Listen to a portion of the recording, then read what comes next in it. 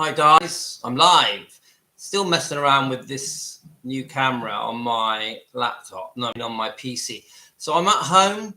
It's nearly 11 a.m. in the UK, and I just wanted to chat about my latest upload. So this morning I found this very lovely clip with Marie Presley, with Finley and Harper, and it had something about it. It was a very short clip, but I loved the way it made Lisa Marie look so content and happy.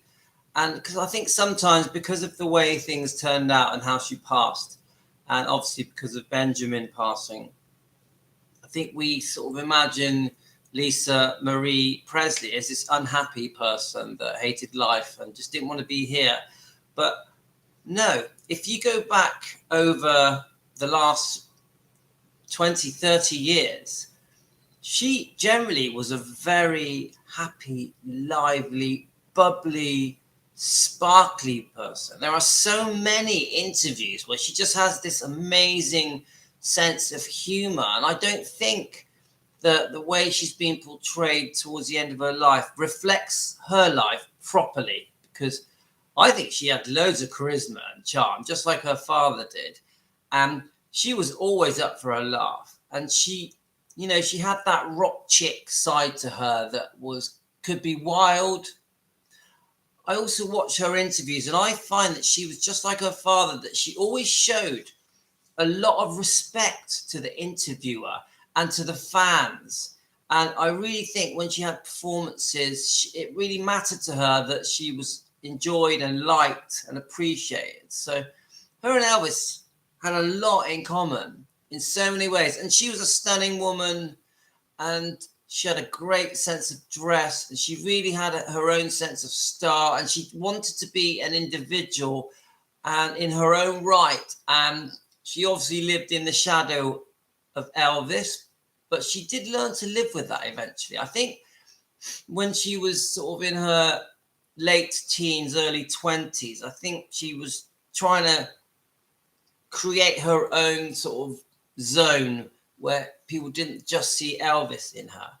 But I think as she got older, she became much more, how can I say, she completely appreciated that people compared her to Elvis and would look for a likeness within her looks and her personality in Elvis. And I think even in her music, you would get the Elvis influence massively in her music. So I just love that video, and I just wanted to mention that.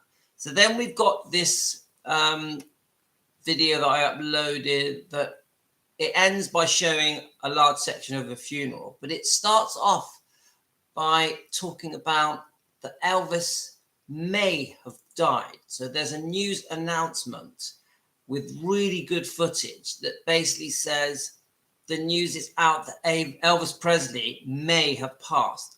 Everyone is shocked. Obviously, this is being reported around all the channels in America at the time. I think there might have only been, maybe as many as 5 channels in 1977 on August 16th. So people are wondering, and they're all flooding to the gates of Graceland and Elvis Presley Boulevard to find out if this rumor was true, if he had passed.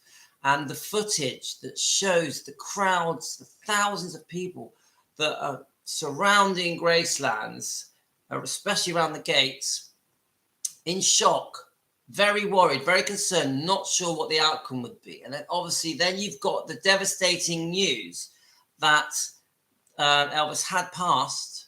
I think you see the ambulances coming and going. And then in this particular video that I posted, you see very upset, very distraught fans, even crying whilst they're talking, whilst they're being interviewed, with disbelief that their hero, this man that they grew up with, one woman says, "Oh, I've loved him since I was 16 years old." And I think she looks around 40. And I just think, no, she could be 30 to 40, but I just think these were genuine tears. These weren't people that were crying, because everyone else is. These people were distraught, like they'd lost a family member. And you could feel the emotion of atmosphere in the air of those videos. And this is why I love these vintage videos that have not been messed with. And that is, you get a sense of being there, stood with the other fans that are grieving. And it's just that video in particular is very special to me. And it really did have a feeling on my heart. And I really wanted to post that video. And I wanted to talk through the video because I wanted to watch this video with my subscribers. And I've been doing this a lot in the last couple of weeks. I don't just want to comment on a video. I want to watch a video as if you guys are watching it with me, and I want to comment on it as if we're sat in a room together watching that video. And I almost feel like you're with me and you can comment along with me, which is where you can comment on your comments on the channel. So, and then the video goes on to the funeral footage showing the white hearse, and which is very difficult to watch. And then when their pallbearers are carrying the coffin out of the white hearse, and I did ask a question on my channel, does anyone know who the pallbearers were? Because I wasn't sure who they were. And one of my subscribers, thank you very much, by the way, named each pallbearer that was carrying Elvis's coffin up those stairs. And I also have had some quite good messages of people that were there on the day, on the 16th and the 18th, because you've got the day that it was all announced, and then you've got the day of the funeral on the 18th. And so that just an absolutely stunning, brilliant. I just accidentally came across it and just loved it. And then I've got the color footage of Elvis in 1957. It says that he was in Hawaii. He's wearing the gold suit with his black trousers. And what I've learned is that he hardly ever wore a gold suit. One subscriber says he only wore it once with the trousers. But there was problems with the trousers. They weren't comfortable. I think when he got on his knees, there was problems. So he only wore it, I think, 3 more times, except for he did do a photo session with it, with Nude Cone, the guy who designed it. And we know Colonel Tom Parker wanted his boy, his golden boy, to have a gold suit because it was Tom Parker's golden boy.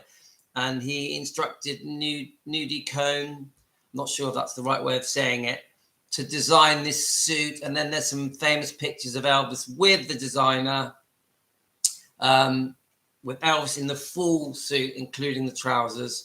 So, and there's color footage of Elvis performing, and it has been colorized, which I don't love the colorized stuff, but because I think it takes away some of the genuineness of it. But it's such a good video that I had to post it and talk through it with you guys. And I've had some amazing comments. I even had comments of people saying they were there, which in 1957, that's quite a stretch. I know many of you, I'm 56, and I know many of you are in your 40s, 50s, 60s, 70s, and 80s, and I appreciate every single one of you. So I'm really happy with the response I've had from my latest vintage old videos that I'm posting. And I'm really searching for videos that were done sort of 30, 40 years ago. And so I can put my twist on them, my spin on them. I know you've seen them all before loads of times, but I just think that, you know, we watch a video 10, 20 years ago. We think, oh, well, I've already watched that. I don't need to watch it again. But then 30 years later, you see that video reposted and it brings back all those memories and all those feelings, good and bad. Yeah. And I personally think it's worth reposting old footage, and not just for us guys that are true Elvis fans, but also for the new up and coming fans, because I also post my videos on Twitter, Instagram, and TikTok and Facebook. And I get tens of thousands of views every day. And my dog's trying to get in. 1 second, I'm going to let my dog in. Come on in. Come on in. So I have 2 dogs, 2 Jack Russells. One sat patiently behind me, and the other one wants to go outside. So I get literally hundreds of thousands of views on TikTok, Instagram, and I have so many people messaging me that they were there on the day. I like can't believe it. Let me just let the dog out. He wants to go into the garden. Go on then, off you go. They're both out. I've got 2 elderly Jack Russells. One is 16 and the other is 9. So they're my company. My wife is a teacher. I have 6 children, and my wife's at work. All my children are at school, so I have a bit of time. I'm semi-retired landlord. I have lots of properties that I rent. That's my job at the moment. But I used to be a DJ. I used to run bars and nightclubs and restaurants and takeaway fast food outlets. So I worked for 30 years, and then I decided to retire a little while ago. So I've got one comment. I am 76, and it's Patrick's Place. I'm 76. Saw Elvis on stage in 1976 when I was 28. Never tire of watching any of his videos. All right. Well, I'm guessing your name might be Patricia, but hello from the UK. And are you, let me just think where you are. You're in, from Melbourne. Wow, Australia. Let me just say a hello to you. Just so you know, I'm not good at this live stuff. It's all new to me. I'm still learning. And feel free to ask me anything anyway, because I'm very laid back today and I'm enjoying my coffee. Where did I put my coffee? Let me just go and get my coffee. Well, I've been, just so you know what I've been doing today. All right, let's go and sit down. Just so you know what I've been doing today, I've been researching a few army videos with Elvis because I want to do some videos on Elvis in the army, but not just the usual that we see, something a bit different. And you've probably noticed that what I do, I'll make a video. It could be up to 10 minutes long. And then I'll break it down into part 1, part 2, part 3, part 4, part 5. And the reason I do that is because I find that some people want to watch the long version and other people get bored. And after a minute, 6 years, I am very, very busy. Yeah, you're right. And so, I've got with my wife is 40 and I'm 56. I'm very lucky, but I have 5 children with my wife, and I've been with my wife for nearly 19 years. So, and I have a 27-year-old son with a previous girlfriend that was back in the late 1990s, and me and him are best friends, and he's called Andreas, and he lives in Bristol. And but my smaller children, so I have a 17-year-old girl called Talia, a 15-year-old boy called Rio, a 14-year-old boy who is football mad, who loves football, and he's really good at football, called Giovanni. And then we have lovely Yasmin, who also likes Elvis, and she's only 7. And then Tino, who is 3, who also likes Elvis, and he's at preschool. So, yeah, I'm definitely not having any more children. And they're all very used to me and my love of Elvis. Since they were born, I always play them Elvis. I make them watch the Elvis films.